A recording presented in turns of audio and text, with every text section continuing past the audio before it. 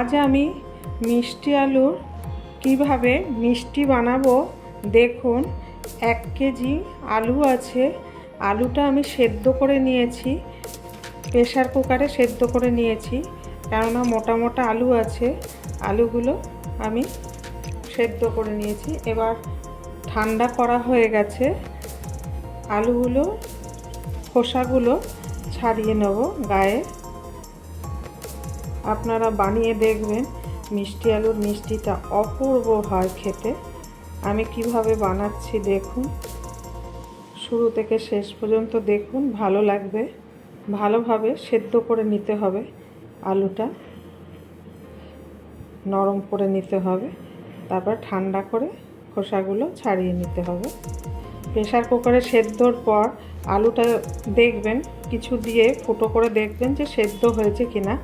যদি সেদ্ধ হয়ে যায় তাহলে জল থেকে 5 মিনিট রেখে তারপরে জল থেকে তুলে রাখবে, না হলে জল জল হয়ে যাবে, মিষ্টিটা ভালো হবে না।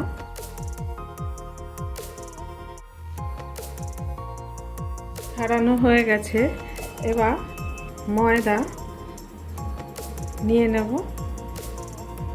এই বাটিটা হাফ বাটি ময়দা নিলাম, আর ওই ময়দাটা ময়ম দিয়ে নিতে হবে। এবার সাদা তেল দিয়ে দেবো, একটু বেশি করেই তেলটা দিতে হবে। 4 চামচ তেল দিলাম। পরিমাণ মতন একটু নুন দিতে হবে, খুব বেশি নুন না। আর গোলমরিচের বড় এলাচের গুঁড়ো দিয়ে দেবো, গুঁড়ো করে নিয়েছি। বেশি করে তেল দিয়ে ময়দাটা ময়ম দিলে আলুতেও ময়মটা ভালো হবে। দেখুন ময়দাটা এইভাবে আমি তেল দিয়ে মেখে নিয়েছি, এরকমভাবে। এবার আলু মেখে নেব।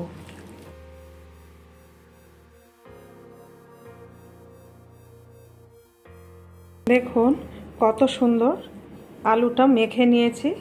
এবার একটু হাতে করে একটু তেল মাখিয়ে নেব, না নরম না শক্ত, এরকম করে মাখতে হবে। আর আলুটা জলে ভিজিয়ে রাখবেন না, তাহলে খুবই নরম হয়ে যাবে আলুটা। আমি যেরকম করে মাখলাম ওইভাবেই মাখবেন। দেখুন 5 মিনিট রেস্টে রাখবো। বন্ধুরা দেখুন আমার আলুটা মাখা হয়ে গেছে, কত সুন্দর। একটা শেপ করে দেখাচ্ছি কিভাবে। আর নরমটা খুব, দেখুন এত সফট হবে, খুব নরম হবে, কিন্তু শক্ত হলে মিষ্টিটা কিন্তু ভালো হবে না। দেখুন কতটা সফট হয়েছে, দেখাচ্ছি হাত দিয়ে। এই দেখুন কতটা সফট হয়েছে। এরকম সফট হবে তবেই মিষ্টিটা ভালো হবে। একটা লম্বা শেপ করছি, একটা গোল শেপ করে দেখাচ্ছি, আর একটা লম্বা শেপ করে দেখাচ্ছি। দেখুন কতটা সফট হয়েছে। সফট না হলে কিন্তু মিষ্টিটা খেতে ভালো লাগবে না, আর রসও ঢুকবে না। একটা গোল করছি, আবার একটা লম্বা করে দেখাচ্ছি। ময়ম হবে, সফট হবে, তবেই মিষ্টিটা কিন্তু খুব সফট হবে। এইভাবে সব কটা আমি বানিয়ে নেব। বন্ধুরা সব মিষ্টি আলুর মিষ্টি সব বানানো হয়ে গেছে, এটাই লাস্ট। দেখুন আর এই একটা। এবার ভাজবো। সিরাপ বানানোর জন্য জল দিয়ে দিলাম, 500 চিনি দিলাম। সিরাপের ভিতরে বড় এলাচ দিয়ে দিলাম।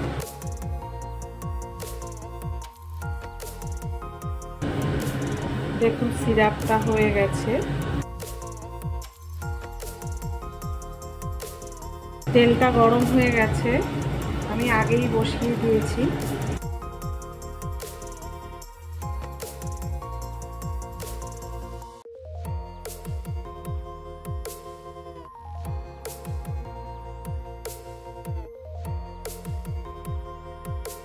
মিষ্টি আলু বাড়িতেই থাকে, আর এখন তো মিষ্টি আলুরই সিজন।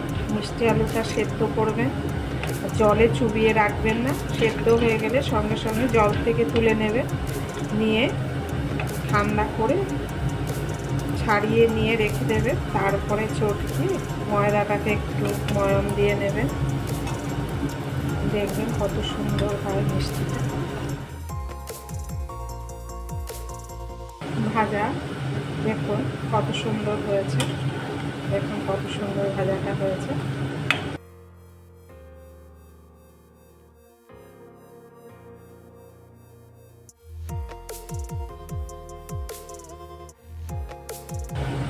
ভাজা হয়ে গেছে, উঠিয়ে ফেলবো। দেখুন ল্যাংচার মতো বানিয়েছি। একটু নেড়ে দিতে হবে, নাহলে নিচে না সঙ্গে সঙ্গে দিলে নিচে নেমে যায়, তাহলে লেগে যেতে পারে। তেলটা গরম হয়ে গেছে, এখন একটু লো টু মিডিয়ামে ভাজতে হবে, তারপরে হাইতে করে ভাজলেই ভালো হবে, নাহলে ভেতরে কাঁচা থেকে যাবে আর খেতে ভালো লাগবে না।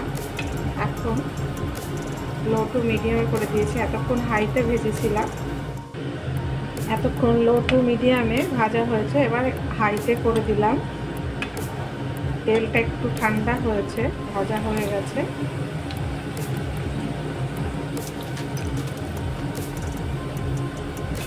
এখন করে সব ভেজে নেব।